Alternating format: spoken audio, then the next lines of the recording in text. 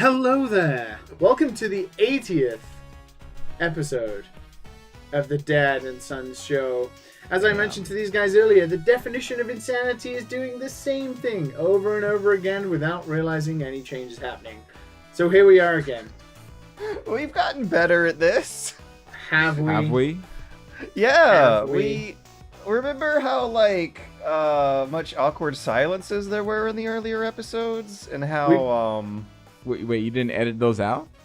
No, I've started editing them out, but I feel that we have So you got naturally better at editing. We haven't actually got better at podcasting. getting better at editing podcasts. Is like getting better at editing. It's the same. We don't pause anymore. Yeah, that's true. Oh my god. We don't pause. We're also so good at it that I still haven't been able to introduce your names without interruptions. We have George Weedman, Matt Visual, and myself, Liam Edwards. I love how you nervously waited. To ruin your day once again. Hey guys. What have you been playing? Wow, look at him straight into it. Do you have George? a life story? Did you get robbed? Did the police come back? You know, is your PS4 okay? No. No, your PS4 is not okay. I would be lies if I did lie and say nothing eventful happened, but I will say I had a pretty wild birthday, and that would be Strippers.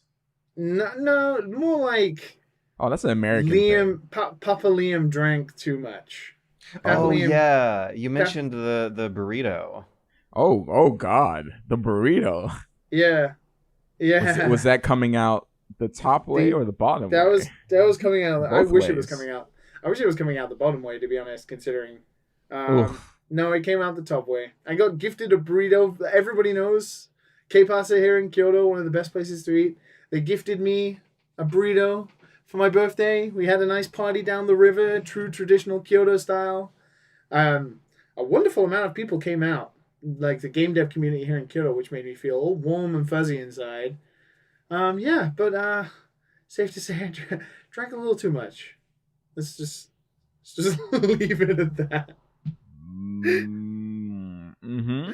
Drank Just too- as you that's as you it? can No. imagine. Oh, okay. No, just as you can imagine. Just, okay. But it was so much that the next day I slept until 7 p.m. Slept right through until 7 p.m. on Saturday. And then contemplated all my life choices up until that moment. I do not like imagining the mouthfeel of spicy man. food coming out. Oh, it was so much that it got to a point where my gag reflex was nothing was coming out, but it was still wanting to go.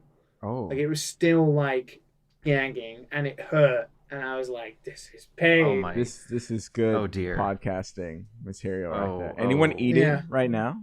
Anyone eating right now? Please stop. Hopefully you're eating a burrito. No, yeah. Is anybody enjoying? If you're enjoying a burrito right now, I'm right there with you. Burritos are great. Just don't drink vodka, tequila, beer, and shochu Oh my all god! in one night. Oh, that's So you had. I'm okay. There's one of two ways that could go. You either had a little bit of everything, or B, a lot of everything. Either way, you had everything. I had a lot of beer. Beer is all I can drink. I am a truly terrible drinker in regards to variety. I can't drink anything other than beer, really. I am terrible at drinking spirits because this kind of thing happens. So usually, very typically, I will stay away from stuff like hard liquor, like whiskey and vodka and stuff like that. Traditionally, you just gotta try it. The thing is, when I came over here to California, I didn't drink any of that. But once you force yourself to try it out, or people force you to try it, and you eventually develop a taste for things that you like. I like a good shochu, like a good sake, like a good Japanese drink, like the rice tasting alcohol. I'm ready to keep the ambulance on speed dial if I drink more than one kind of beer in a night. Wow, slow. Whoa. Be careful, George. More than one beer. You might get crazy.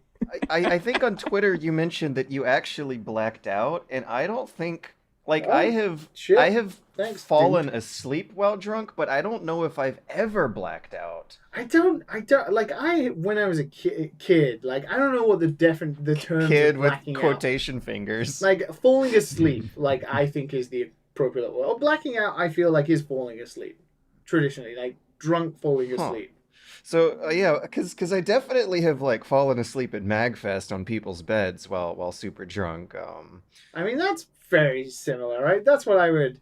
I mean, mine was like I couldn't control where I was falling asleep, though. Oh. Yeah, no, that's happened to me a couple times But it was in like college. I was totally fine until there was one point where I got up to go to the toilet, and then my brain rationally was like, the switch has flipped. You know what's gonna go now, down, boy. And then all of a sudden, like, all motor function just disappeared, and I was like, and then I went outside of the bar we were at, and I fell asleep in the not so most comfortable of positions, which angered the other bar owner across the hall, because Japanese buildings tend to have like multiple bars in the same building, and he was shouting at me in Japanese, and then people had to like check out what was happening, and they found me kind of propped up against the wall. This is not 7 minutes of it. Why are we doing this? I was all ready to talk about like What game? something tonight. That's the problem. Like this week, I've been a very, very busy boy. I have only been able to play like I don't know 4 hours total of games this whole week. It's Why do I have to carry you guys every week? No. I Why? came having something to talk about. Like, I came here and we just spent 7 minutes talking about why at 29 years old I need to grow the fuck up. All right, Liam. So, what have you played? Well, guys, I was. Because I'm pretty sure George played Ass Creek. Well, I technically also did only play Final Fantasy XIV for all of the week, and I'm loving the shit out of it. It's great. Holla to everybody who likes that game. But you sound like me. I know, but I'm gonna sound like you even more right now. Oh, okay. Well, I'm strapped because I just got back from my second ever Dungeons and Dragons session. Oh yeah, baby. Oh, okay, good. This will be good fodder. Did you follow my advice and get your character done ahead of time? Like, pretty much, like. So I'm doing it with a couple of people here in Kyoto, a couple of game people here, and everybody like is kind of, apart from maybe one person, is kind of like inexperienced. Like, some people haven't played in a long time, and they haven't played 5th edition. But myself and one other person, I've played once before, like 8 years ago when I was at Rockstar, but I don't remember anything about it. So it was basically starting fresh with information I've only gleaned from Matt and the internet itself. And this other guy who's not played. So we were kind of going to make characters together during the first session, which happened like 2 weeks ago or last week. But we ended up just getting so enthusiastic about it that we all kind of made up characters before we went. Like, character names, backstories, like the class, the race, and all this kind of stuff. And then the only thing we needed to do was basically roll ability scores. Yeah. Like, roll the ability scores, write down the equipment we had. And we had a good hour chatting about like the DM's sort of world and what the setup was and all this kind of thing, and how we all came together and fitted into it. So the first session was kind of a mix of that, but today, the second session, which happened literally tonight, right today, was like our first proper session, and it was awesome. Hell yeah. It was so fun. So it wasn't like 2 hours of doing your tax forms just to get started, I'm presuming? No, it was like straight in today, because we had all the characters, we had the setup, we got to like a point last time that was like the DM was like tickling like our interest about like the forecomings of what was going to happen, and we had like a goal to achieve this time, and we had to go through certain ways to achieve that goal, and it was so good. It was I get it. Yeah. Like last week we had my first experiences with VR, like a little baby, and now we're having like the running segment of Liam's firsts. I wish I could feel that sensation of the first. Such a good feeling. Until right. Until Oasis, until like Sword Art Online, D&D is probably the best RPG experience you can have. You have to do it with friends and stuff, but it's the best like, RPG you can have. It's like a set story with it that dynamically changes depending on your DM. Yeah, it's so strange. Like our DM is my good friend Josiah, who works at Nintendo here in Kyoto, and he offered to DM because there were a couple of people who wanted to DM, but they've never really done it before, so it'd be their first time. And because there was a couple of inexperienced people, we kind of decided that it'd be cool if somebody who's done it before kind of would give it a go. And he'd said he'd been interested for a while, but he kind of wanted to be a player. But then he was like, no, don't worry. I've never done 5th edition DMing, but I'll give it a go. It's fine. Immediately, he purchased, like, the monster manual, the DM guide, the player manual, and, like, he just went away for, like, 2 weeks. We came back on the day we decided, and he was like, okay. And I didn't know what to expect, but he, like, nailed it. The way he, like, was telling the story, he was like controlling the group and like letting us like know little details and dealing with like us being rough in the beginning and getting better.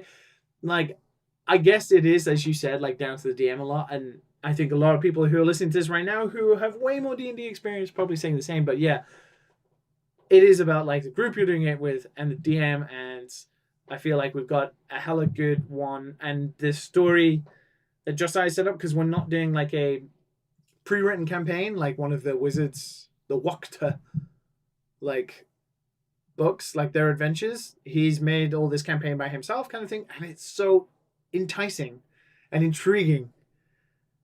Yeah, it's so fun. The reason why me and I would say, I don't want to talk for everybody, but many others, because I'm still like a noob at D&D. The reason why we say that is because when you have a bad DM, because I've had a bad DM, when you have a bad DM, you will know exactly what I mean. It's drastically different, and having a bad player is not as bad, because if the rest of the group is fine, then they tend to just like laugh at the other player, not in a bad way, but just kind of play off the other player and still have a good time. But when you have a bad DM, that's your story, that's your gameplay. Yeah, it's like the gameplay being bad. So yeah, like we had to like set a few like rules, because like the first time we were kind of like talking all over each other. One person was kind of like, in fairness, they were like role playing their character, which was like a half orc barbarian that thinks it's a human bard. So they were kind of like shouting over people or interrupting conversations and stuff, and it was kind of like, it was fun and stuff, but we all understood that it needed a little like polishing. So like this time, Josiah, our DM, was kind of like, hey, look, we're gonna do this, let's try and keep it a bit more like structured, and like we'll have like, if you really need to interject, like let's make it like a dramatic moment, so you only have like 2 abilities to interject dramatically during a session kind of thing.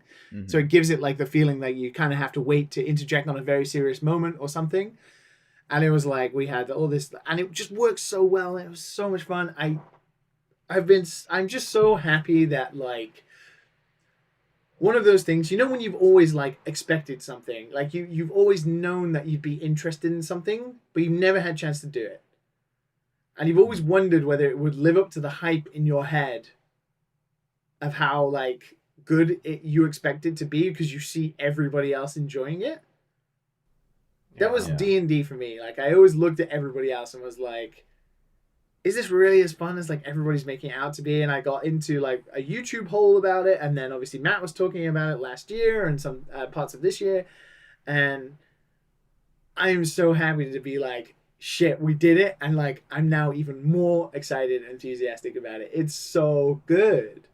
One thing that D&D keeps reminding me of during the rare opportunities in my life where I do get to play it is just how much there is to gamify that isn't combat. Because you roll the dice and crunch the numbers for a lot of stuff in a D&D campaign that's not just killing monsters to the death. And it really bums me out how video games don't do that. We haven't fought anything yet. Some video games do, but people don't like it. People don't like it. I don't like it in video games, to be honest. I like action in video games. That's the thing. It does make me think though, because we've had 2 sessions so far, and even like our DM has talked about it, like what we expect out of it, and he's kind of been trying to build his world around what we kind of expect or want to do. But so far we've had no combat encounters. It's all been like investigations and talking and like moving from place to place and trying to explore. Mm-hmm. And like it's completely engaging anyway. And I'm like, this is super intriguing. Like, I haven't even thought about the fact that I am playing a Dragonborn fighter where all my skills are hilariously in strength and constitution and stuff like that. And I've not done anything with that other than open a door. And that felt amazing. With the human DM there, you can have this element of improvisational storytelling that a computer is just unable to match. And I hope someday that a company is able to achieve the dream that like Interplay was setting out to do with Baldur's Gate, of having the computer be the DM, but actually compel and improvise you along the way of all those non-combat encounters instead. I feel like that's already possible.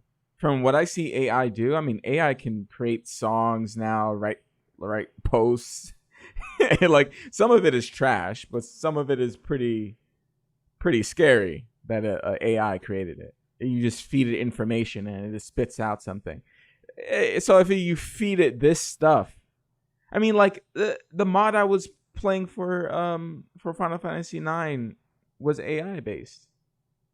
Yeah, I'm retweeting all these AI generated Garfield panels. They're great.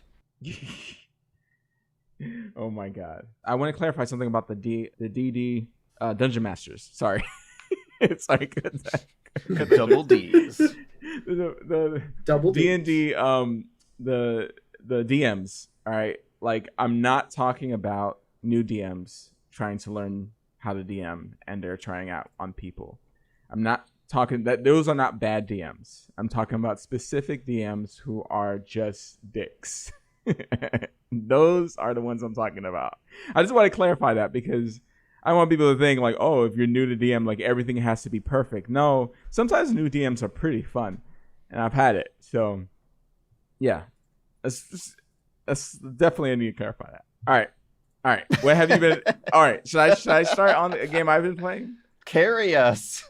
Okay. All right. I did play a new game, but I did play Final Fantasy IX. Have you done it before?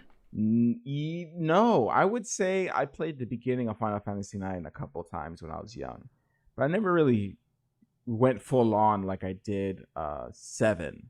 I would say I've gotten farther in 7. These games are long, and as a kid, you're doing different stuff.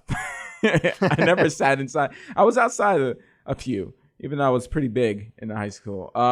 But yeah, like this game with the Maguri mod. That is how you say it, right? Muggery? Like a Harry Potter muggle. Wait, sort of? Say this again. Maguri mod. Marjorie? I feel Margarine? I feel like it's a Japanese thing and I'm not saying it right. That's what it feels. My gurry. I'm saying it like, ow, my gurry. Can you write it out like? Yeah, Moguri. Moguri. Moguri. MOGURI. We're not stopping to fight. I am me? Moguri. Yeah, it's more okay. So I'm saying it right. Okay, the Moguri mod. Like Moguri. I'm saying it like very, I don't know, American. But that mod, it makes it. I'll send you the actual link here. It makes it look modern, I guess. Kind of like an indie game. It has a kind of a painterly feel to it, like black outlines. It's oil painty looking. And you could do, a sweet effects to it. It makes it widescreen, which I wouldn't good. do. I won't do the widescreen because you can see the characters go off screen sometimes. Yeah, and you can see who's going to come into the scene, and I don't like that. I don't like that at all. You don't want that in intense moments. But yeah, I just doing that and having this regular aspect ratio, it's great. Everything looks great. The menus look great because all that's updated. It doesn't look pixelated. And I think they updated already for PC, and then he put his mod out that made everything even better after that, because the PC port was just like a whatever port. This game is good. I gotta say, throughout the whole thing, it's pretty good. And I wouldn't say it didn't. I don't think it was like heart pounding as the first disc of Final Fantasy VII, but Final Fantasy IX is more consistent. Yeah, and it got a little Japanesey at the end where they didn't know, like it's like they don't know how to finish. It's just like we're doing this because of this, and it didn't really explain it well. The execution, it could be translation, but yeah, that's like I would say the only bad part. Everything else is actually pretty decent. Even like the bad guy and why he wants to do a certain thing was actually pretty cool. I was like, okay, I'm down with it. I don't like his design, but I'm down with him going a little crazy here. It's dope. It's a dope story. It kept me intrigued the whole way, and I liked the gameplay. Actually, I didn't think I would like the gameplay. It has a blood-stained gameplay where you have equipment that you learn abilities from, and then you can equip those abilities based on how many magic stones you have. And it's dope. It's fun because you could equip like auto haste and auto regen, and you're like basically a god. So did you get all the way to the end? Yeah, I finished it. So okay, I guess. Dude, you're a machine these days. Holy shit. Well, I started before last week. FF9 was always my favorite of the PlayStation ones, and there is a line during that ending cutscene that is just fantastic. That I guess we should definitely spoil it. You mean the ending, like after our airship leaves? I think so. I remember because that one's cool. Being cool kind of theatrical. You'll definitely know the line I'm talking about. And if you haven't gotten to the end of FF9, it's something I don't want to spoil. If you're trying to figure out if you should skip this section, I would say FF9 with that mod, this game doesn't need to be remade. It's fine the way it is. And it's a good play, I would say. Spoiler warning. Concerned listeners, please jump to 24 minutes and 45 seconds. It has energy and life and humor to it, and do you remember that line at the end where a character actually says that the future is looking bright and no clouds or squalls are gonna hold them back? That line is such a it's this great fourth wall break that totally completely acknowledges what was the primary complaint at the time, which was like classic, oh, these Japanese protagonists are too whiny for my Western sensibilities. And they're just like completely rolling with the punch and deciding to make games that had a little more brightness and color and energy to them. And that I thought was like a hilarious, wonderful way to send off that hilarious, wonderful game. Yeah, it was more bright. It didn't have like that dark atmosphere that FF7, and I'm only applying to FF7 because I just played it recently. FF7 was dark and I'm Cloud. Yeah, that type of that type of that thing. Infamous speech bubble that just says whatever. Yeah, exactly. And there's a lot of things in this game that wouldn't translate well, I would say, if they were to remake it. And And the only thing is the cutscenes that look weird. That's it. That's the only thing. That's when the character designs look kind of bubbly. But other than that, it looks great and it plays great. And it's something fascinating about playing. Was it like a 30-hour story, and have it be consistent and have characters develop over 30 hours and then having a pretty satisfying ending. And it's something wonderful about that. It is something I missed, a long story, because we don't have that over here, not done well anyway. Because it's it's packed with like filler stuff and optional quests. It's like a formula over here. This is old school, of course. I'm applying old school to new school, but yeah, like the old Japanese RPGs. It's nice. It was cool. I enjoyed it. FF9 also has my favorite music of the games in the series I've played too. Do you remember this track called "You're Not Alone"? Where when he's dun dun dun dun dun dun dun. It's just on goosebumps. A certain scene, A very dramatic yeah. scene. FF9 also has my favorite side character too, the mouse girl.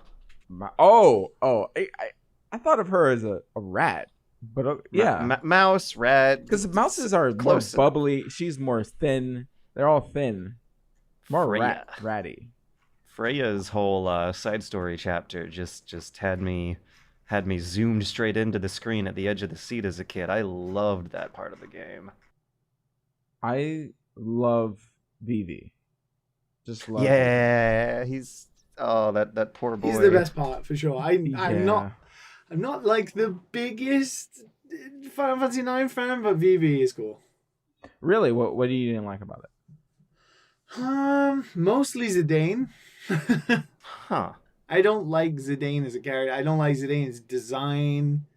Not really the biggest fan of the transition of like how kind of comedic that FF9 can be and kind of lighthearted, yet this kind of like finding yourself sort of redemption arc for Zidane is it mostly centers around Zidane as a character. But I like aesthetically, I like FF9 quite a lot. But if we're going to talk FF, come on, just 14, man. Give it to me, baby. Oh my god. Oh my okay. god. Okay. All right. Enough with the old, in with the new. I played Outer Wilds. Hell yeah. Oh shit. We're not supposed to go into that Finally. spoiling it though, right? Not might be messing me up for when I get around to it. This you should go into this game fresh, is what I'm gonna say. You should go into this game fresh. That's the way I did it, and it's great when you do it that way. How do you guys feel about this? Because I am down to like take my headphones off for a few minutes while you guys like send and text an update that I should come back. If you want to talk to Liam about it. I've never played this game, and I am intrigued. I just want to know. Like if it's good. How heavy you gonna be here, Matt? No. I don't want to spoil it for people listening. What should I say? I should say that this game is smart. Like the way they designed certain things. Like there's. Okay, yeah, I can't say much, but I would say the game is solid. They thought about a lot of things when they were designing the game and how it works. And like they pause when you're reading at certain screens is what I'm going to say for people who played it. So, you're not getting like, oh, you're not saying anything. Like there's certain things like that that's all over the game. They thought about this game. It's clean, I would say. It's clean and discovering. Wow. It's at times it's a little terrifying. A little bit like someone came behind me when I was playing it. It freaked me out because of the music and horror to it. No, I don't know. I guess you'll have to find out. Good answer. Yeah. Is it one of the best games you played this year, like everybody's saying? I played something good this year. It's definitely not Kingdom Hearts 3. That's at the bottom of the poll there. I don't know if it's the best game I've played. I would have to finish it. The thing is, I don't judge a game until I finish it. Like, if you can't finish your game properly, I'm sorry. I'm sorry. That's my ending like feelings of your game is gonna be like, I don't know if I like this very much. You have to finish properly. It's just like shows. Finish your show properly. I know it's hard. I know I'm saying bullshit right now. Like, it's hard to finish stuff properly, but money or whatever. Yeah. But I have to have the complete experience. It's just like I wouldn't review a game unless I finish it. Sometimes I played a little bit more than after I finished it to make sure certain parts were good. Yeah. But yeah, I'm not going to say anything until I finish it. But it's good. It's not bad at all. But it's a very specific game, and it may not be for everyone. Let me just throw that out there. I don't want to endorse it, and then you don't like it. It's a very specific type of game. So if you look at the gameplay and you're not really intrigued by it, I don't know. I don't know if you should take the plunge. Yeah. That's it. That's Outer Wilds. It's good. I'm glad I found it. I'm glad I gave it a try. It's on my list when it you were when talking it shows about up on it. a different store. I'm hopping on that. You were hitting us up like in the Discord chat. You were like, "Is anybody playing this game?" Like, I feel like one of us should be playing this game. It's single player the too. reviews were real freaking good, and I was like, oh, should I request some codes or buy some? So Liam, did you have a game for this week? No, like, honest to God, I am just playing Final Fantasy 14 like every minute I get. He's Because it up just like last year. I'm so close to Path of the Exile end of a realm. and D&D. No, like I'm just copying Matt this year. Like, Matt has overtook me. Matt's playing the new games. I'm playing the old games. But I'm just trying to get to Shadowbringers. Like, I'm so close to the end of A Realm Reborn. Like, so close. Gotta tell me. I'm like- Gotta tell me. As soon as you hit it, there's gonna be a scene, and you're gonna be like, "Yeah, this is the scene Matt's talking about." So like I am at the level. Is it like the level 41 to 50 quests or something now? I don't know, man. I was just doing the quest, man. Those things are Like, endless. but I have like a tab open all the time of like the main scenario quest list, and I'm just like, okay, I'm getting closer and closer. I'm like a level 45 black mage now. I'm 5 levels away from fucking being able to be a fucking samurai. I'm like can so survive? close. You can survive as a black mage? I'm surprised. Are you over leveled? Some of those instances are not too easy. Let me say. No, there was actually fun, though. today was the first time where I found, like, I think it's the black mage like level 45 quest or whatever. It was like a duty where I had to keep killing all these beasts that spawn from voids and stuff. It was the first time I actually really struggled to do it. But no, I get a little player recommendations, whatever they're called, for doing stuff. So I must be doing an okay job. I don't really know. I hope look I'm up the outputting my rotation damage. online. Studies the rotation, does the rotation, wins.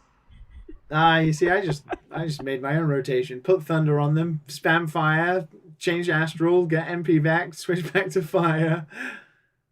It's good shit. Yeah, It's a great game. I really like it. It's such a great game. you'll like Samurai. Samurai's fun. Yes, I'm only like A little bit 4.5 more levels away. actiony. I'm so close. And everybody's having fun with Shadowbringers, and all the reviews have come out saying it's like the best MMO expansion of all time. I'm like, I just want to get there, Jesus but I'm Christ. determined to experience the story. Man, I don't understand.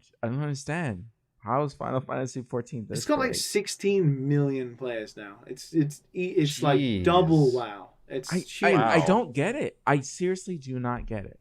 That now I I think it's- understand, like, because you have to go through all the story, I think and that's some the of thing, it's right? there's no way that 16 million people enjoy that story. I think A Realm Reborn is like, from everything I've read. Obviously, I have only played A Realm Reborn, so I'm experiencing it. Oh, okay, yeah, Maybe, but like I'm.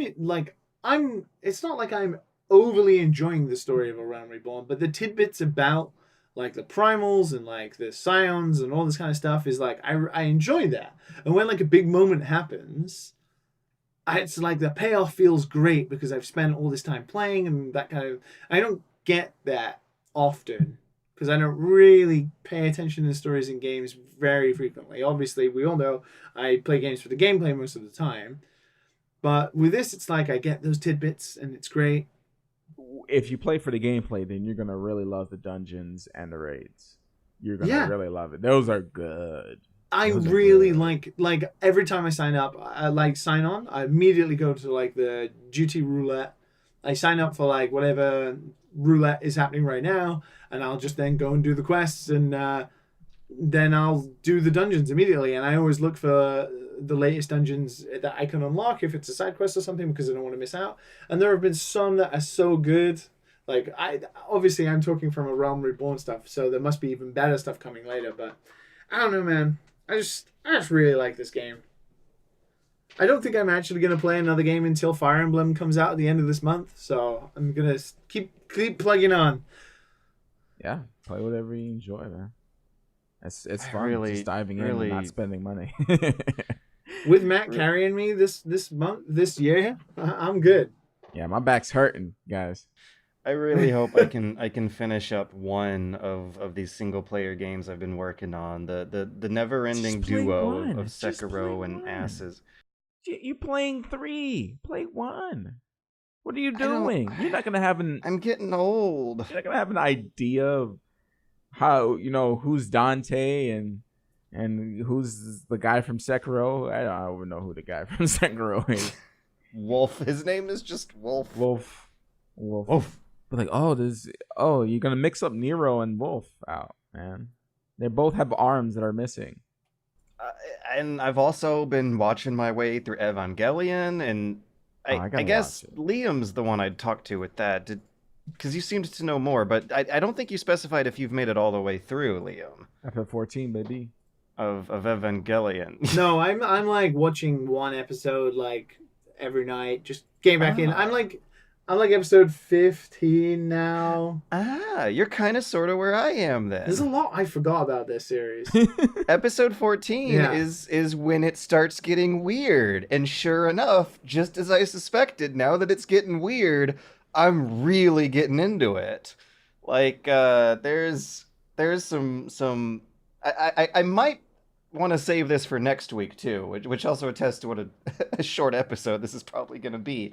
But I do think I'm getting it. There's a wonderful arc that begins at that episode that I am genuinely invested in now. Like I've been busy. I have like 2 hours or so to actually chill out at the end of every day, and I've been genuinely enjoying watching an episode of Eva during that time every night, and I really truly cannot wait to hit the next one up and see how this movie's gonna go too. I think I'm getting it, but to keep from spoiling you, I think I want to save that one for next week. I'm gonna keep watching it. I have some time over the weekend, so I'm gonna maybe try and power through some episodes, get towards the end. Yeah, you sound like I already know what happens. You sound like you're not gonna do it. You sound like you're just gonna play Final Fantasy 14. Yeah, I'll just power through some episodes. I'm definitely prioritizing like that. Well, powering through episodes, I think, is like my big issue with all these anime series, even the short ones. Like, it takes so long for them to get going sometimes, and I'm wondering why is that such a thing? Like, FLCL comes and goes in 8 episodes and doesn't waste any of your time. And even Evangelion, which is like the king of anime, still has you powering through like 10 to 12 episodes before it really starts getting into the weird nitty-gritty of the crazy psychosocial themes it starts tackling here at this part we're at. And until then, it's giant robot battles with sad kids, which is fine, which is fun. But it's still, I wish it would get to the point faster. I gotta watch it, I guess. It's worth watching. There are times when I look through it. When I watch it, I'm like, yeah, I remember some of the points this is trying to hit home with. I am disappointed to report that I don't really want to dive deep onto any game or anime I've been watching this week, because I don't got much to say, unfortunately. No, it's hard to find good games, man. I scream in the in the chat all the time. I just like, is there anything good out right now? No, I know they're out there. It's finding the time and now the energy too, because I'm hitting the video mine hard. But at the end of every day, after looking at a screen for 10 to 12 hours, my eyes are just burnt out. My brain is like kind of mushy, and I didn't realize that at this age, video games would be mentally or not exhausting, like more mentally tiring than they used to be. I got to look at your list and and find something that you have, because you haven't played anything good. So What the games I'm playing are okay. good. They're and try to figure out what's like something short I can like toss to you. That's why I was so hyped for Outer Wilds too. I gotta see how short it is. I mean, I only played. Yeah, I mean, it could be short. It depends on how you. And the weekend, the Cadence weekend, that was a damn fun weekend too. I'm still playing the fucking Wargroove campaign. I was playing it on the treadmill this morning. When am I gonna finish Wargroove? I don't want to move on to stuff until I beat stuff, and maybe that's my problem, really. When did I start playing Wargroove? Like November? It was when that hurricane was going through Cartersville. Anyway, still playing that game a little. Wargroove, dude. Anyways, I guess that's us. That's it. That's our slow week. We got some news to talk about after the break, but even then, it's stuff I expect to walk us through pretty quick. I think the listener questions are going to be the most interesting segment this week, which is different from the usual. It's going to be fun though, I promise. Tiger puts arcade action in the palm of your hand. Games like Batman. Choose your weapons in this 4-level game of action as you jump from rooftop to rooftop, trying to get through 6 vicious henchmen to get the Joker. But can you defeat him to win? Also available, Tiger's Batman Risk Game for the time of your life. Welcome back to the Dad and Sons podcast, bringing you everybody's favorite part of the show, the news. George, what's cooking in the George news desk? And literally, a picture you sent to us earlier today could not be more appropriate for this. What's cooking on the George news desk? I thought we could get some interesting talk out of the Nintendo Switch Lite being revealed yesterday. This was a surprise announcement, almost. They waited a couple weeks after E3 for this one, which was interesting. It's like the worst kept secret in the industry. Yeah, everyone knew? Everybody knew that this was coming.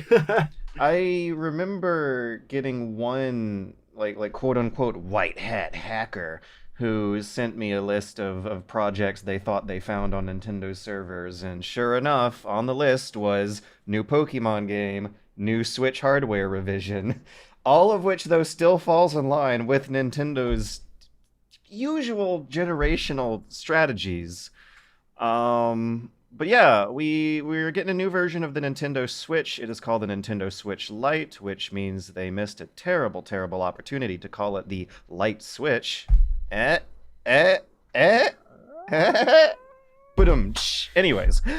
it's a smaller version. It's a smaller version of the Switch that cannot be docked, nor does it have removable Joy-Cons on either side. But it uses a real D-pad on the left side, which is interesting. That's something you're not going to get with the real normal vanilla version of the Switch. You're going to have the same 720p resolution, despite its smaller size. There's also no kickstand either, which makes sense, because that's for Joy-Cons being removed. No HD rumble nor IR sensors, which, again, kind of makes sense if you keep in mind that you can't take the Joy-Cons off. But it still has motion controls and can connect wirelessly with other detached Joy-Cons. It's going to be launching on September 20th with a... Remind me if this is actually cheaper than the regular Switch or not. It's $200. It is cheaper.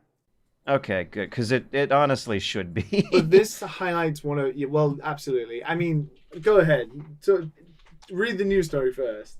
I'm about finished, I think, of like the cold hard facts here before we start sharing our opinions. The only other thing I want to throw in is that they are also starting to update the hardware for the Switch itself. The Switch is going to be getting a new CPU and flash storage medium. Details on that are very mum, and they mostly come from updates to their FCC filings. And that's not necessarily a real announcement, but I guess folds into whatever plans they have for a potential Switch Pro in the future as well. But yeah, I guess now's the time to share our opinions on this and what we think. You know, I got your light Switch joke a little bit too late. Oh. So I'm going to laugh now. Oh my God. That's a good joke, George.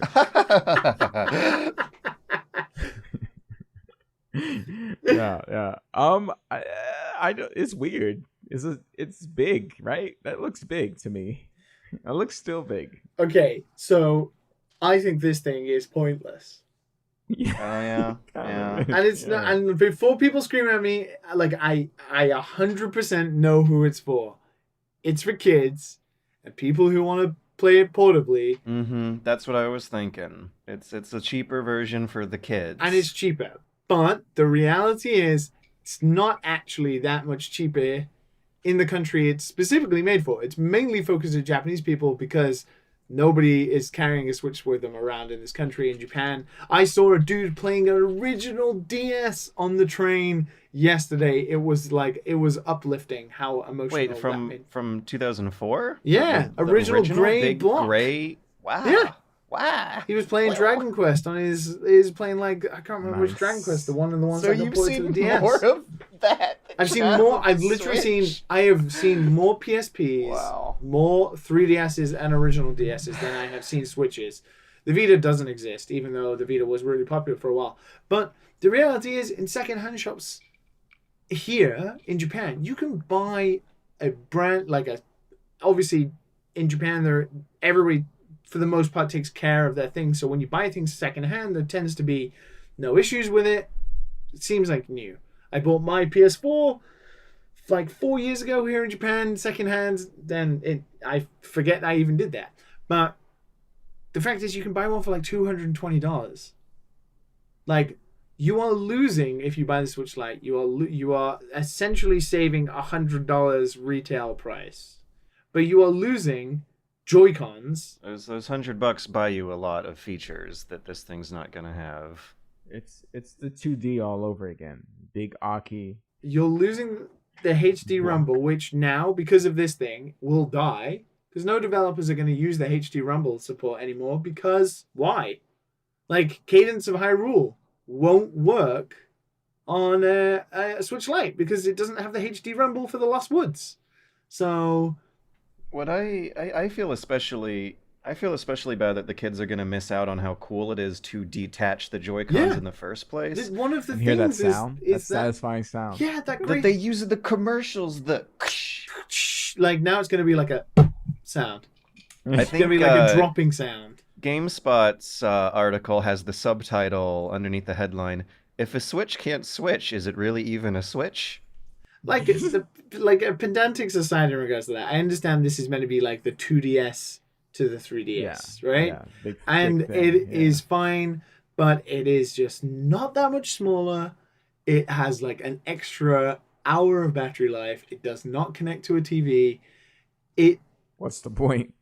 can't play some games, of The course. single most important feature to me about the Switch is those removable Joy-Cons. Yes. That has completely changed the way I think of playing games. I play games while exercising now. I play games while, like, cuddling on the couch, while splaying myself across the couch if I'm not cuddling.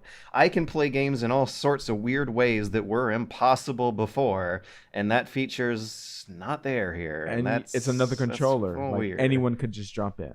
Like, Oh, you yeah, want to yeah. play? Here's a controller. So like that easy. it also seems super important to me, especially if they're going to be marketing this for kids, to make it compatible with the Labo kits, which are for kids. Lab. I said it right. You did. Ah!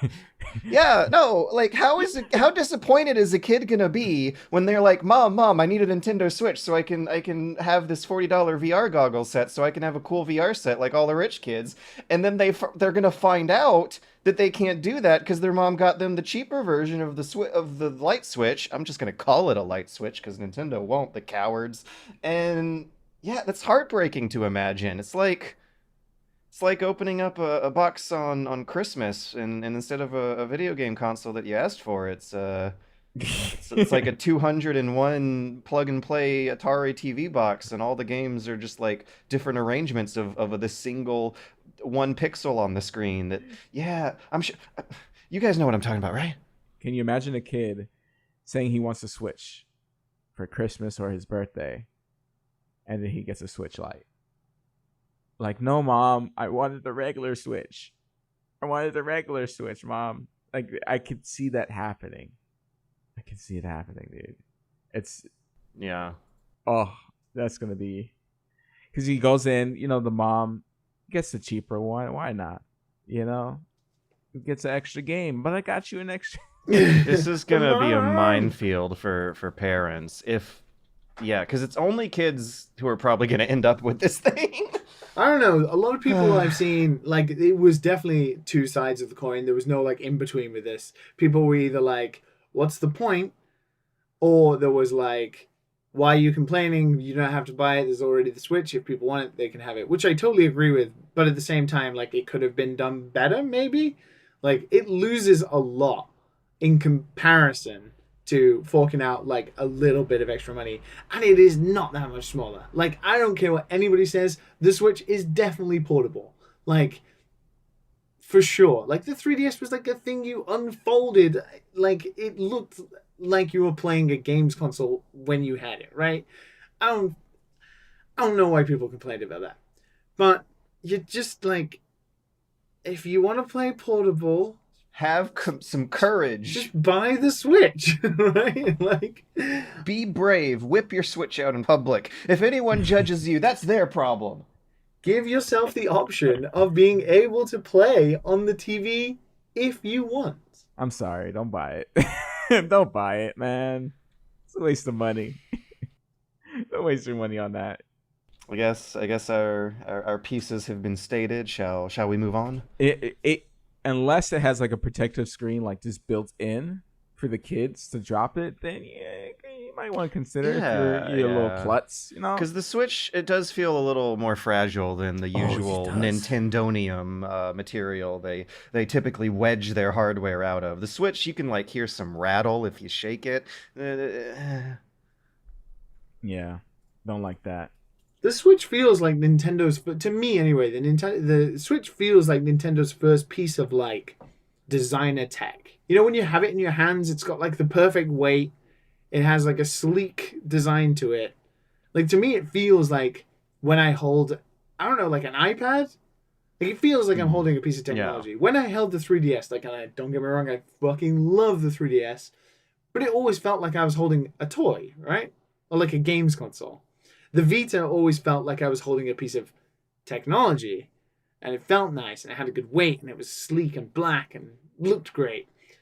Obviously, game-wise, didn't do anywhere near as well, but the Switch is like the best of both worlds. I feel like I have this awesome piece of technology in my hands, and also there's great games on it.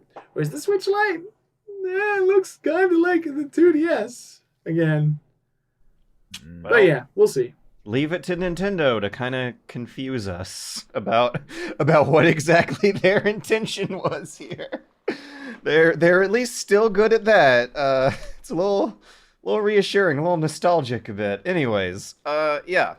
Next story I wanted to tackle is coming out of anonymous sources. The information.com has two sources deep in the bowels of Oculus who are claiming that Facebook has acquired some sort of exclusivity deal to publish Splinter Cell and Assassin's Creed VR games exclusively for the Oculus.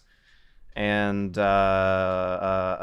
reactions are not kind to it. I'm wondering, though, if I'm going to be the devil's advocate for this story a bit. But let's see because here. It's Facebook? Well, yeah, I think of that's the exclusivity. The problem, right? Facebook has already signed deals for exclusive VR versions of the popular games Assassin's Creed and Tom Clancy's Splinter Cell, one of the people said. The size of the investment is also expected to be relatively small, less than $1 billion, although it could grow beyond that figure. Which I guess kind of reminds us of how big Facebook's budget actually is. Holy shit, if less than 1 billion is relatively small, then wow.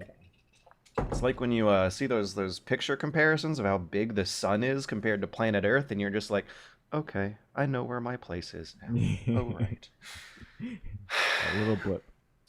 So, yeah, reactions to this have been negative, I believe, primarily so because of the thought of those games being exclusive to the Oculus Store, because you can play Oculus games across different VR platforms on PC. So far as I know, I haven't done it myself, but I've read guides on how the Windows Mixed Reality sets and the Vive can use some compatibility layers in your software setup to play Oculus games, and how Vive, I think, can play Oculus games fine just right out of the box. The problem is you need to make an account tied to this store, and that sort of gambles away the game's digital future availability on how well the Oculus Store does in the future.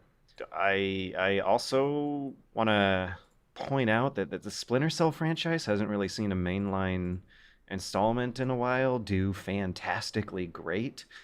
Blacklist, I think, reviewed well, but didn't sell super well, so it would make sense at this point to start experimenting. One of my favorite Xbox 360 memories is playing, was it Conviction? Yeah, that was the one that had the auto tag system. I really liked that game. Parkour and whatnot. I enjoyed the shit out of that game. As long as there's no ads and the games are good, I don't know if I care very much. Why should I care that it's Facebook? Facebook and Oculus. I have an Oculus, and they do the store okay. I also they made have some good upgrades to the home. Oh my god.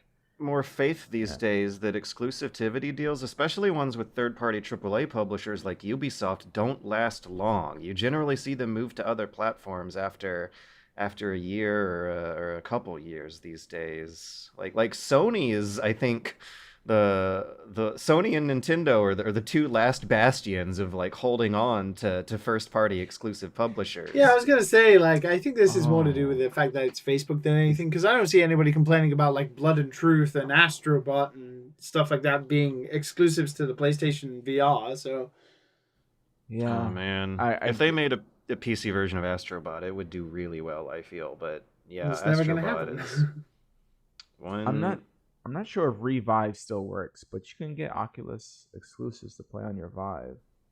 This also, I think, brings to light that a lot of people assume that VR games are going to be stand in one spot and slap things around sort of experiences. When I think of VR games, I think of a lot of traditional third-person action games like Assassin's Creed and Splinter Cell, just with the VR headset on. And I wish the popularity of optional VR modes like that had caught on by now and ended that assumption. There's going to be disparaging stuff happening soon anyway, because with the Valve Index, with the controller difference between, the Rift S and the Quest and the Index, there's going to be, the more VR consoles come in their own and become their own thing, you're going to have games like the Index games, which are going to take advantage of the fact that you have all these finger tensile movements that are minute and intricately able to manipulate the game world, and then Oculus games are not going to be able to do that. So the further we move into that sort of space where they're different, games are going to have to be different as well. Also, VR stealth games. There's a few really good concepts of it. Payday 2 has a heavy stealth element in its VR version. There's the Persistence on PSVR, and Budget Cuts. Budget Cuts 2 is about to come out, and what you can do in VR that you can't really do in a traditional gaming medium is actually control how much of your head is poking out of cover, so you can peek at bad guys through all sorts of sneaky little spots that are harder to control with a traditional controller. And the fan base of these things does not seem ready to picture the same stuff going through their head that I think me and Matt, and now Liam, now that you're on the train, I think what's going through our heads is a lot different from from what's going through their heads if you scroll through their reactions to this news on social media platforms. I would say for me, like, the biggest reaction I have to this is the exclusivity to Oculus, because it sucks having to like rig it and just to make it work on your Vive. But it's Ubisoft. Like, I just imagine Ubisoft not having close ties to neither Facebook nor Oculus in the grand scheme of things in the long term. I'd wait like a couple years to get mad. Like after I was holding on to the possibility, as an example, of Red Dead Redemption eventually coming out to the PC. I didn't start feeling burned on that until years after it never happened. This is a case where I'm still willing to wait and see if it happens. Yeah. Next story, I think, is a lot less sides to take here. I've seen and expect I've seen reactions and expect our reactions to more or less fall in line with, wow, fuck these guys. It's about G2A. Have you guys ever bought a game on G2A? Once. No. And I would never do it again. Which game was it? It was years ago. I think it maybe have been Total War Shogun. I think maybe. Huh, yeah, not a bad choice. I think it was when I first moved to Japan. Yeah, no, it wasn't. No, it wasn't Total. I know exactly what game it was.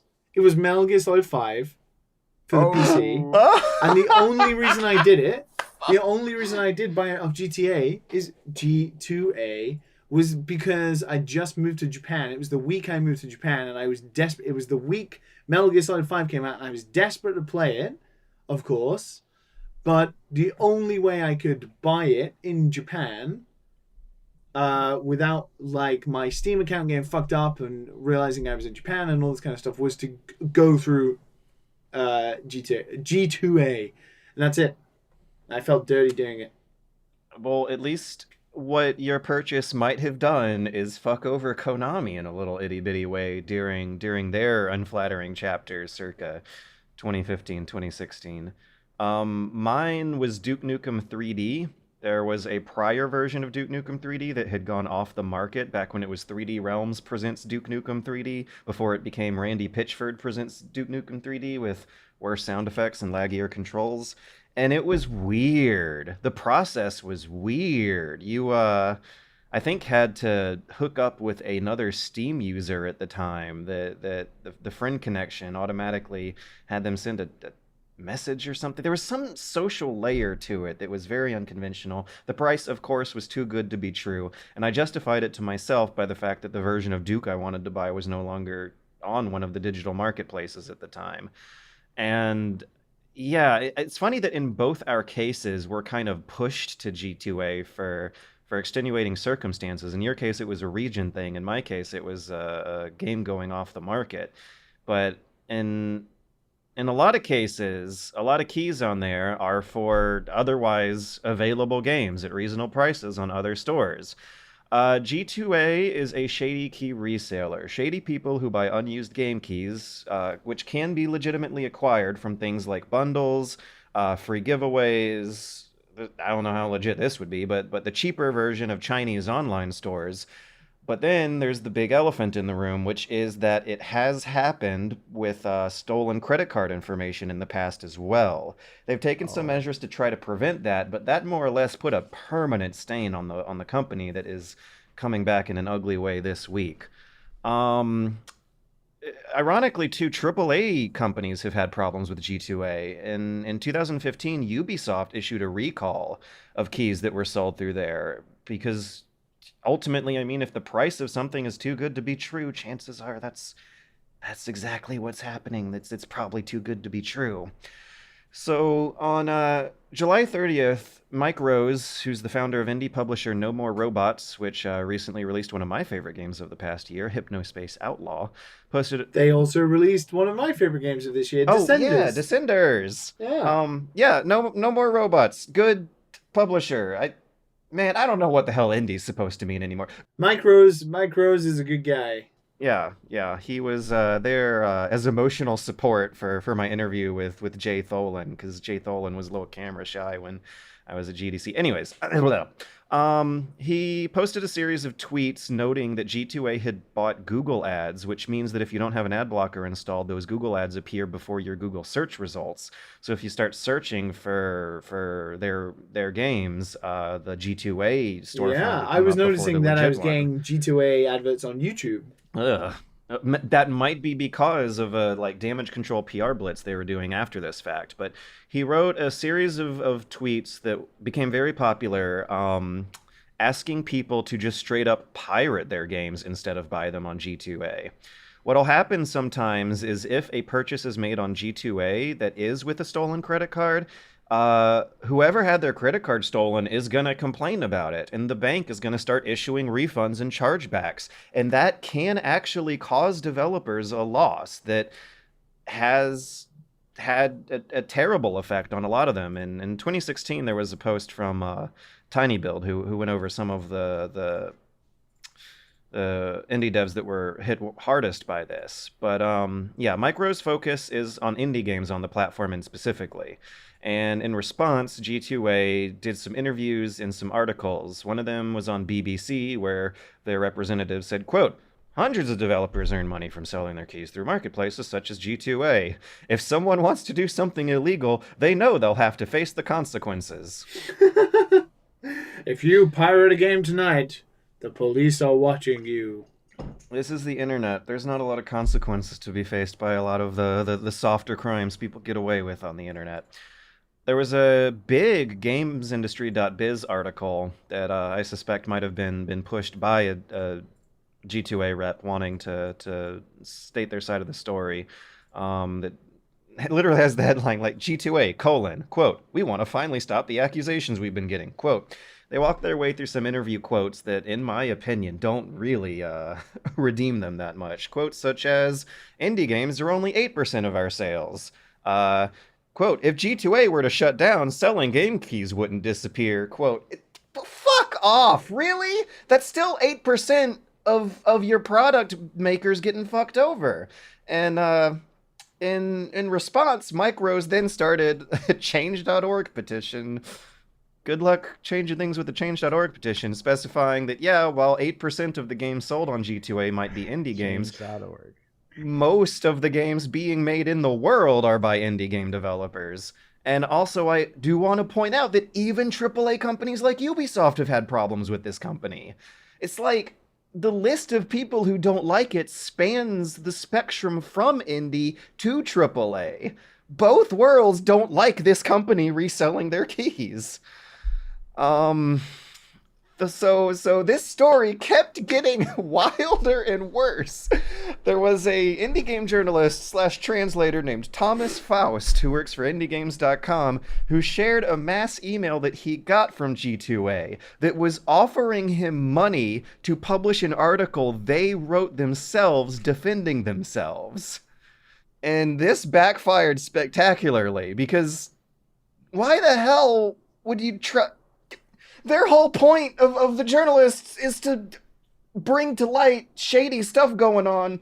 Kotaku ran a feature on this article. It was sent out to 10 different publications, and in response, G2A threw whoever wrote it under the bus. They said this was written by a rogue employee who is obviously not following our policy, when it's clear by now that their policy is to not leave a paper trail and try to save their image at whatever the moral cost is. And they also clarified in their own apology for this rogue employee that it was sent out to at least 9 other media outlets in addition to some indie games. I wonder if it's in my inbox, actually. I'll do a search right now. I doubt they would think I would go with it. And if it showed up in one of the big... Ooh, what is this? Ooh. Okay, they did offer me something. Wait, are you kidding?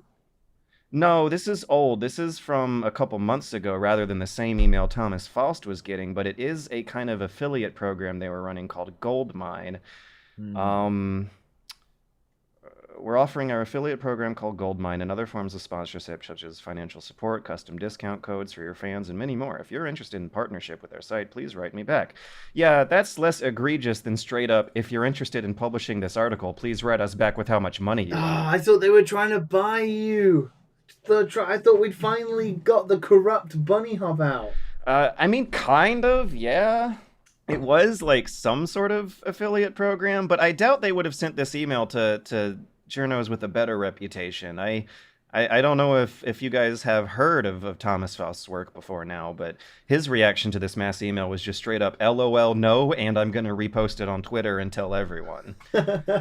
So, yeah, fucking over indie devs and AAA devs alike and trying to bribe game journalists is not how you're going to save this company's image. Pouring a shitload of money into Google ads, on the other hand, might be, but yeah, I don't know how you guys feel, but I'm thoroughly in the fuck these guys camp.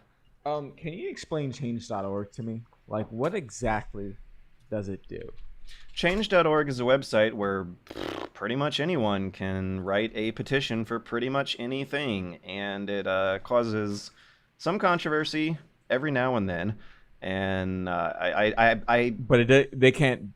It doesn't have any weight. Yes, there's no obligation to follow the request of a Change.org petition, and I'm wondering actually if it was a government. No, it's not a government thing. For some reason, I had confuse this thing with the White House petition website that Obama set up, but Change.org is a private company, for profit. Anyone can post anything on it. It's not a big deal in the grand scheme of things. What it does instead is make a statement. If the signatures on your petition are by reputable, verifiable personalities, and if it amasses a lot. I think in Mike Rowe's case, he got 4,000 people to sign the petition, and yeah, that's how news is created from Change.org, is if it's by someone notable, or if it's signed by someone notable, or if the topic on the petition is just completely ridiculous. Well, change the Little Mermaid from black to white. Yeah. Change.org petitions are great headline fodder for slow news days. And the thing is, Hollywood is just using, the black girl as a way to get black people on their side. Like, it's to sell more tickets. Like, diversity is a tool now. Put black people in everything. And you get money. That's just the new thing now. So this is capitalism. Diversity is a product being sold in the market. I agree with someone online said. He said, why not just make a brand new story with a black character instead of trying to replace a white character with a black character? I just don't get why it makes people so mad. It doesn't matter to me. I mean, I watched all the Disney movies when I was young, but I don't know. I just don't have like, oh my God, it has to be this way. Like The Lion King. I watched that a million times. Adult. That's because you're a normal adult, and you know that these movies are not for you. And Lion King, like, I watched it a million times when I was young.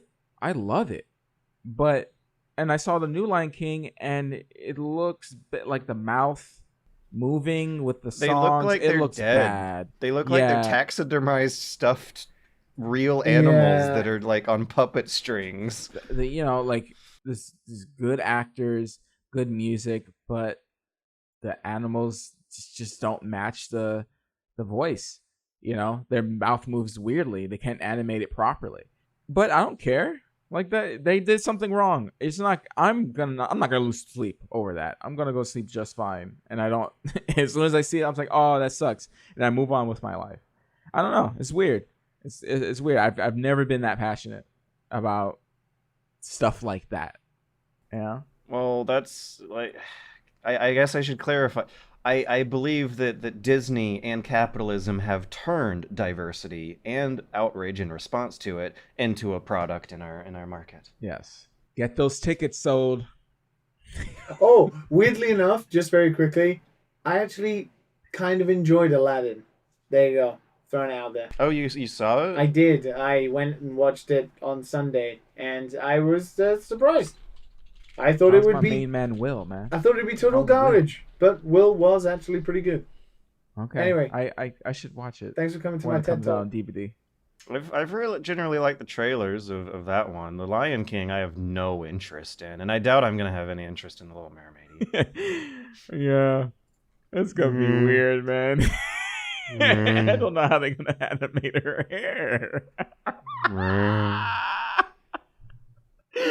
I can say that because I'm black. This case, no one knows. You're listening to this podcast, and everyone gets silent every time. You guys can laugh. You know that, right?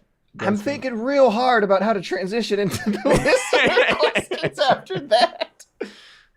Oh my god. Speaking of outrage. Speaking of marketing on outrage, if you are outraged, send us an email at dadandsonspodcast@gmail.com so we can turn it into a product.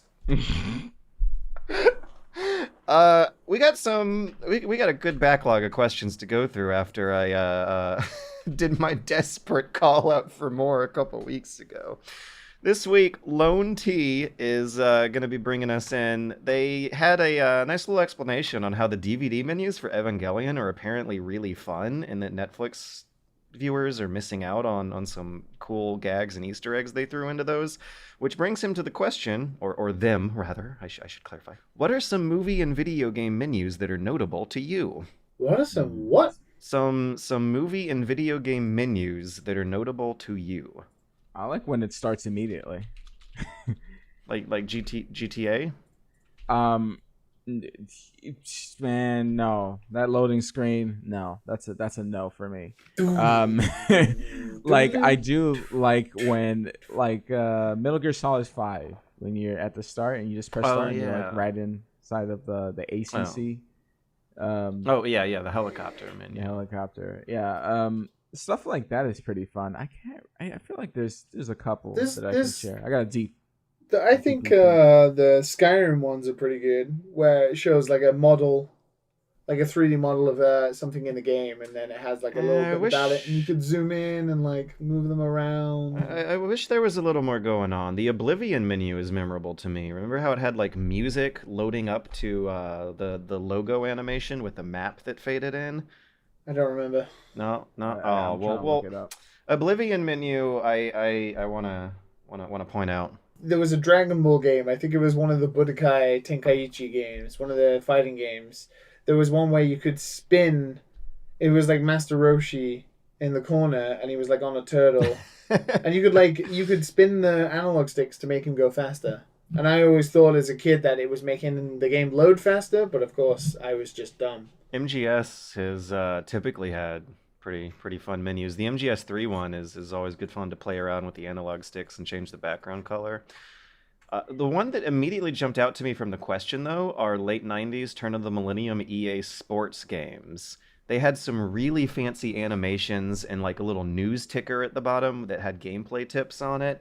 And it's been cool to see how they try to adapt to whatever's happening on cable TV sports networks at the time. Like, as egregious as it is that they make you watch a commercial, apparently, in this year's NBA game, it's still, like when I was watching it on YouTube, I thought it was super cool that they transitioned from the commercial into a panel of anchors sitting at a desk who were commentating on the game that was about to happen.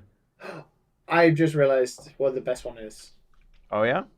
I guess this is video game menus. I don't know why I'm thinking of loading screens, but the best loading screen is easily Bayonetta. Because you get to play the game. You get to practice combos while you're waiting for the game. Why don't they do that for DMC5 anyways? I'm not really sure how this transitioned into best loading screens, but video game menus, I don't know. Ones that have... some of the Final Fantasy Square Enix RPGs have like always excellent, like clean title screens, like, you know, the white and black, and then it'll have like Yoshitaka Amano's artwork for the game, and then it'll have like the Final Fantasy prelude music or the title theme for the game, and they're always really classy. I can tell what game we haven't played by our answers to this question, and that is Persona 5. When Persona 5 came out, everyone was creaming their pants over how cool the menu design was. Yeah. I'm trying to see Dragon Ball Legends to see if that's the menu screen I'm thinking of, because Dragon Ball did, when you told me that, I was like, man, Dragon Ball did have some good loading screens. And I'm wondering how the menu screen looked. Yeah, there was quite a few. There was like the Dragon Radar one as well. They were always Yeah, like, interactive, or there was something about them that was always interactive. and I'm not talking about the mobile game. I'm talking about the PlayStation 1 game. It's an old game where it like it was the only one that was actually fighting like Dragon Ball. It was like this big open map, and you could just toss people into like buildings and stuff and mountains. It was Probably, nuts, probably like man. Tenkaichi or something, maybe on PS2. It was called Dragon Ball Legends. I think I still have it actually. It's Oh, in my box. It's a PS1. Dragon Ball Z Legends. Dragon Ball Z Legends. Sorry, Dragon Ball Yeah, Z Legends. yeah, that's coming up on the Google. Yeah, that one, and yeah, that's the one. That was cool. It looks a little zoomed in. I remember it being zoomed out a little bit. Oh, it does zoom out. But yeah, it's yeah, it's dope, man. It's dope. It was a dope little game when you were young and you were watching Dragon Ball Z. You know, running home to watch Toonami. You know, after school, dude. This was the shit. Yeah. Liam will never have these memories wait, what? of Toonami. Dude, we had Toonami too. Wait, you did? Yeah, Toonami is literally all of my memories. It would be like, I'd get home, I'd watch The Simpsons, then Malcolm in the Middle, then I'd watch Buffy the Vampire Slayer, and then it would only be Toonami. It'd be like Big O, Gundam Wing, Tenchi Muyo in Tokyo, Dragon Ball, like every freaking Toonami show, man. I didn't know they had it in the UK. Yeah. Always used to make me cry when I used to see the highlight clips of Goku. It'd be like, I wanna be a spaceman. That's so good. Remember when they did game reviews? I don't remember that part. Who was the voice of the was it Steve Blum? The Toonami robot man? Yeah. Oh, his name was Tom. Let's see. Voice actor Steve Blum from 2000 to 2008 and present day. Wow, okay. There you go. All right. Next question is by Ann H, who has one for all of us. For Liam, they ask, as a software developer, what video game series would you reboot but with a twist? And I define twist as something like taking Super Mario and making it into something like Amnesia, a total genre change. Damn. Well, I'm not really a software developer, but okay. A reboot with a twist. I would turn Super Smash Bros. Into a Final Fantasy Tactics style game. Well, yeah. I think you've mentioned that idea in the past, and it's a tantalizing prospect. Think about it. Like, do you know what Project Cross Zone is? It was like a 3DS series that was based around all of like Capcom's characters. Oh, Project X Zone. Yeah. I missed the Z. You missed the X. It's cross because it's like as in like crossing the franchises, but anyway, crossover. Yeah, crossover. Yeah. That style of gameplay where it was tactics based and all the characters like Dante and Frank West and Mega Man and like X and Zero and even Kazuma Kiryu, like it had some Sega titles in there. Like that style of gameplay, taking everybody's unique like sets of moves and like individual characteristics, but doing that for Smash Brothers would be like what I would do. It'd be great. Sign up to my Kickstarter tomorrow. For Matt, regarding RPGs and MMOs and how quest givers become nameless NPCs once their quest lines are finished, how would you, as an experienced player, change a quest giver to still be relevant until the end of the game? I thought about having a quest giver getting kidnapped and having you rescue them, which could change the NPC and give it an additional storyline, as an example. Oh, okay. So he's saying, like, not just like a repeatable quest that you just come to and play like a variation of the same quest, like he says getting kidnapped. So if you're getting kidnapped and he takes him to a different place where if you have different types of gameplay in, you know, sort of different places, like on top of a jumping puzzle or like inside of a valley where there's like a world boss. He's not talking about that. He's talking about just like a storyline based on this character. I mean, you would treat it like any other NPC then. because unless you're trying to do what I just mentioned, you just treat it like any other NPC for it being relevant as part of the story. You go back to them and you talk to them because they're, I don't know, there's some scientist or something like that. It all depends. Like I think a little bit more information of how you can make him or her just part of your story for the entirety of the game, unless you're just trying to do like just a quest giver, not part of the, just a little bit part of the storyline, nothing too intense, because you could make it a joke character too. You could make it like, oh, he keeps getting kidnapped in that way. Like, it's, and then you could have rewards like based on how many, like every level, every 10 levels, there's like a certain reward you get for rescuing him or her. Probably him. You don't want to do rescuing her. Don't do the stereotype. And or maybe it could be a her, but she starts like she starts learning how to fight, and then it changes from rescuing to something else entirely. Instead of rescuing her, I don't know, she rescues you somehow. I don't know how your gameplay is. But yeah, it would be interesting. I would have to know more information. I'm just tossing out random things right now, so hopefully that jogs some juices if you're actually creating something. So yeah. For George, regarding EA being notorious for crunching its employees back in the late 90s, you are a game media journalist and can bring up these issues to average players, but how would you suggest the average player protest to a company? There is a very valid response that if you don't buy their games, that workers will be fired. The thing is that the people at the very, very top of these companies have enough money to handle that loss, generally speaking. And also, in the case of EA in particular, I think there were the wives. Well, there were Rockstar wives, but a few years before that 2004 controversy, I believe there was another big blog post written by wives of EA employees who were sick of seeing their spouses toil away.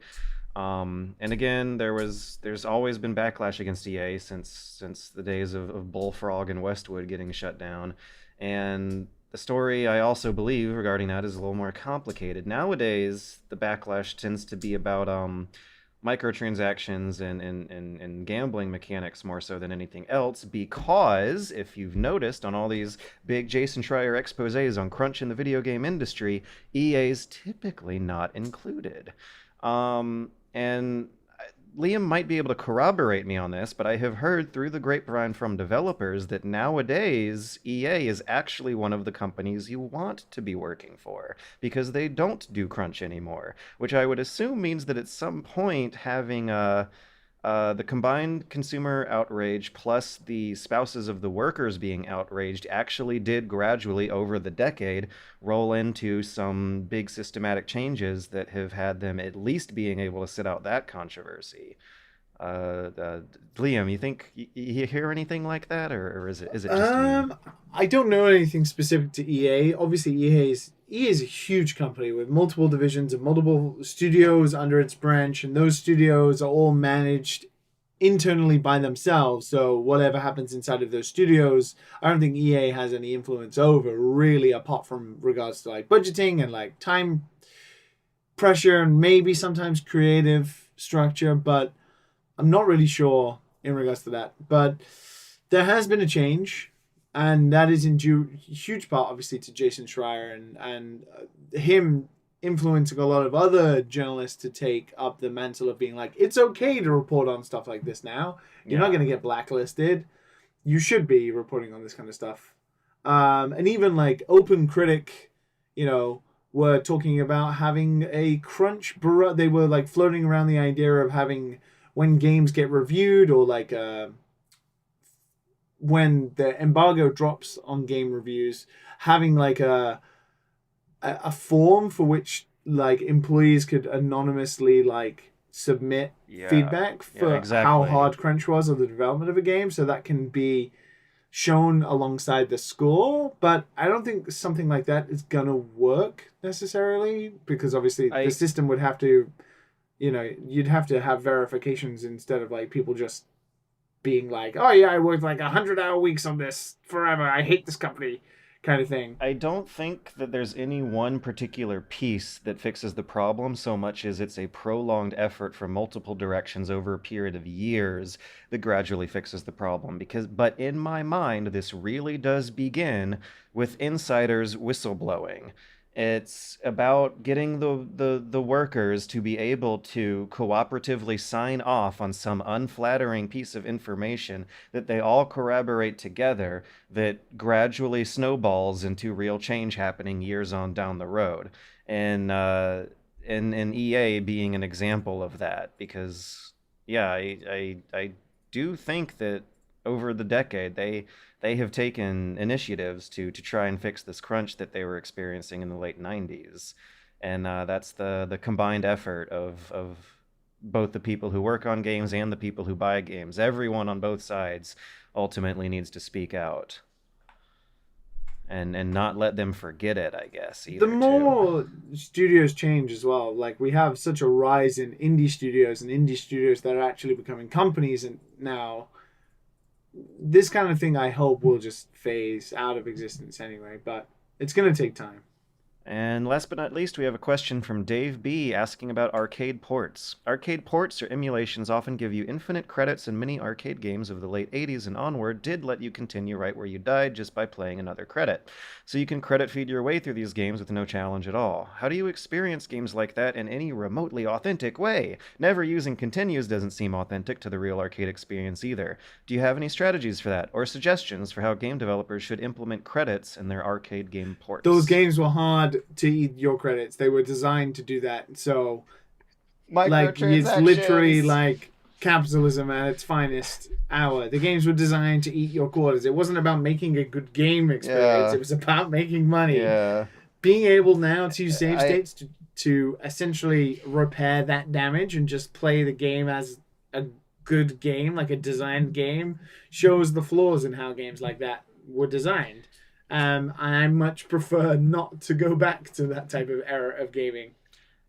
Playing arcade games with the ability to not have to put a quarter in the machine is both eye-opening and Pandora's box and a godsend all in one. Because at first, they'd be too hard for most people to play through on one quarter anyway. For second, you also realize that they are designed that way to be quarter munchers. And for third, you then learn how short a lot of arcade games really were. You can go through Metal Slug in like 30, 45 minutes. It's a lunch break. I recently played through pretty much all of the Capcom beat 'em up games, you know, that were released in that Switch like the compact pack. port thing. Like in Japan, it's called the Belt Action Scroll Game Collection or something. Belt, like a belt getting fed. Yeah, through a yeah, machine? That's what they're called in Japan. That That's genre is super belt interesting, action title. actually. That I wonder what that does to like change one's mental image of what a side-scrolling screen looks like in there. Yeah, well, anyway, it keeps moving, right? But I played through all of the games on there because you can now. Like I played through all of them, and they were loads of fun. But I didn't have to deal with the complete frustration of the game being massively cheap and frustrating because it wants to take my money. I believe that playing these games nowadays by yourself in a room with infinite continues is a pretty underwhelming experience, which brings me to my tip. Have a friend with you so you can swap the controller. That is probably a way to re-emulate the quote-unquote authenticity of how these games might be meant to be played. That way you get some commentary, some different perspectives. You both get to play with different strategies and see how your skills develop, and that's probably that's what I'd recommend is the tip. Don't play arcade games nowadays alone. That would be fun. The social element of arcades is something that should be revisited. Like get rid of like that style of game. And with that, we're at the bottom of the list. We made it through 80 episodes. The definition of insanity is doing the same thing over and over again and expecting change. Join us again next week. I think we have changed. You know what has remained as the same as ever, though? is that it's right around this time of the podcast that I gotta go to the bathroom. Say, some things never change. I'll see you guys next week. Bye. Bye-bye.